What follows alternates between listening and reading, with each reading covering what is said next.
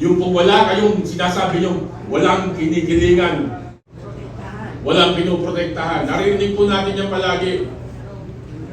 Bawang katotohanan lamang. Nasaan po yun?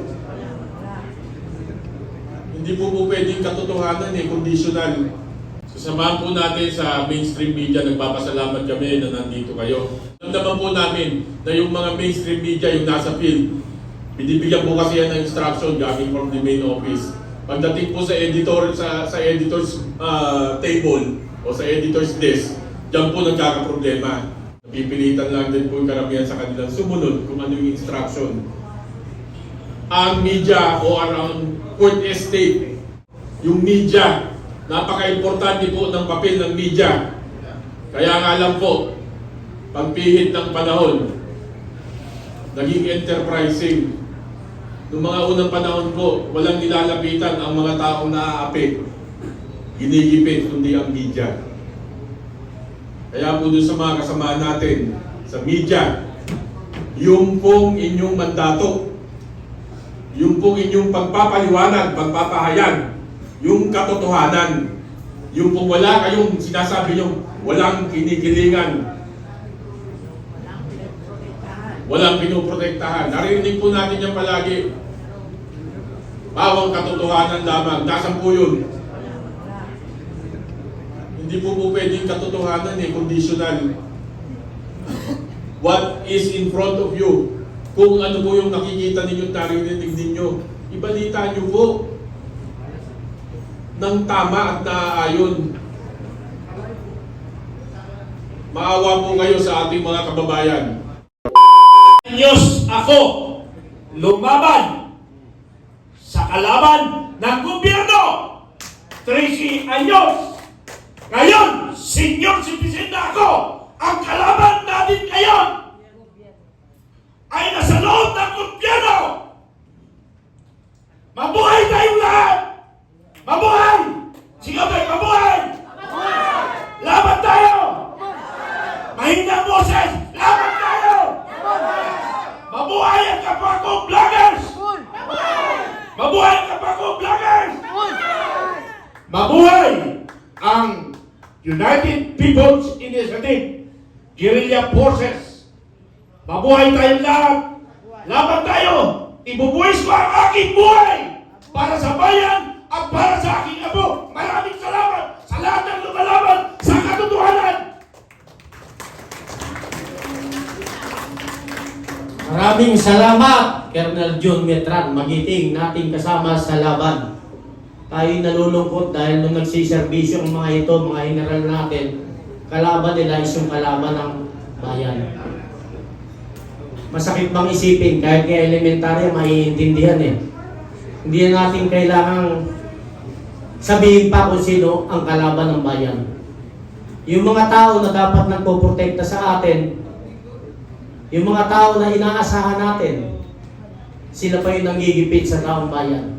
Bigyan natin ng pagkakataon galing sa ating Philippine National Police Retired Colonel John Galang.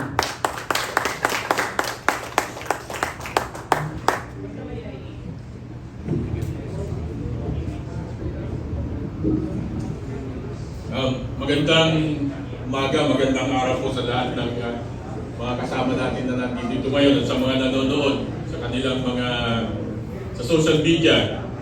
Magandang araw sa inyo. Mahirap daw po nagsasalita yung pinakauli kasi nasabi na ng mga nauna lahat yung gusto niya sabihin. Kaya kadalasan yung huli, nagpapasalamat na lang. Kidding aside, magandang umaga po muli. Nagpapasalamat po kami in behalf po ng United People's Initiative. Nagpapasalamat po kami unang-una sa mga dumalo po dito na ating mga kasamahan ng mga retirees. Mula po sa AFP, sa PNP, meron pa pong mga nakapirma coming from the BJMP, BFP, meron din po yung mga prison guards, kasama po sila. Magpapasalamat po kami sa kanila at saka doon pa po sa mga nagpapadagdag doon sa listahan sa manifesto. Ongoing pa po yung pag-kolekta natin ng kanilang mga signature dahil marami pong nagme-message pa na gusto pa talagang isama sila sa manifesto. Wala pa po sigurong kalahati yan. Baka po pag napuno, kaya natin punuin itong kwarto. So marami pong salamat muli. Pangalawa, nagpapasalamat po kami sa lahat ng ating mga nagko-cover ngayon na media, na social media, yung pong ating mga vloggers. Palakpakan niyo po yung inyong mga sarili. Tama po sinabi ni General Garcia, kayo na lang po yung natitirang bastion of truth. So samahan po natin sa mainstream media, nagpapasalamat kami na nandito kayo. Dahil kahit papano, pinakikita niyo po at ginagawa niyo po yung trabaho ninyo. Alam naman po namin na yung mga mainstream media, yung nasa field, binibigyan po kasi yan ng instruction galing from the main office. Pagdating po sa editor, sa editor's table o sa editor's desk, diyan po nagkakaproblema. Kaya yung po mga kasamahan natin sa mainstream media na nasa field, unawain po natin sila dahil kanilang po trabaho yan. Napipilitan lang din po yung karamihan sa kanilang sumunod kung ano yung instruction. Ang media o ang court estate, kaya nga po sa ating institution, 4 po yan for a thriving country or a nation to practice a true democracy. Nandiyan po yung unang-una yung ating legislative, nandiyan po yung judiciary, at nandiyan po yung ating executive branch na nagpapatupad ng mga batas na ginawa ng legislative. Ano po yung pang-apat? The fourth estate, yung media. Napaka-importante po ng papel ng media. Kaya nga lang po, pagpihit ng panahon, naging enterprising. Noong mga unang panahon po, walang nilalapitan ang mga taong naaapi. Ginigipit kundi ang media. Kaya po doon sa mga kasama natin sa media, yung pong inyong mandato, yung pong inyong pagpapaliwanag, pagpapahayag, yung katotohanan, yung pong wala kayong sinasabi nyo, walang kinikilingan, walang pinoprotektahan. Narinig po natin yan palagi. Bawang katotohanan lamang. Nasaan po yun? Hindi po pwedeng katotohanan conditional. What is in front of you? Kung ano po yung nakikita ninyo, narinig ninyo, ibalita nyo po ng tama at naaayon. Maawa po kayo sa ating mga kababayan. Yung pong nangyayari ngayon sa ating mundo, ito pong kaguluhan sa Middle East, hindi po, yung pong sinasabi na malayo tayo, hindi tayo maapektuhan. Tandaan po natin, ang ating bansa ay oil dependent.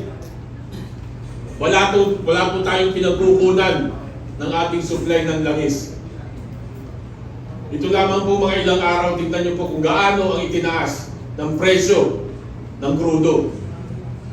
Yung pong mga kababayan nating mga tsuper, yung pong mga kababayan nating nagmamaneho ng Grab, yung pong mga kababayan nating nagdi-deliver, yung mga riders, sila po yung unang-unang tinatamaan dito. Kaya po sa ating mga kababayan, buksan po natin yung mga mata natin. Buksan po natin yung ating isipan. Tignan nyo po yung palibot. Tignan nyo po yung mga kapitbahay nating bansa. Tignan nyo po kung nasan yung Pilipinas ngayon. At tignan nyo po yung mga anak ninyo. Yung mga anak natin. Pag alis nyo sa umaga, titigan nyo maigi yung mga anak ninyo. Anong kinabukasan ang naghihintay sa kanila?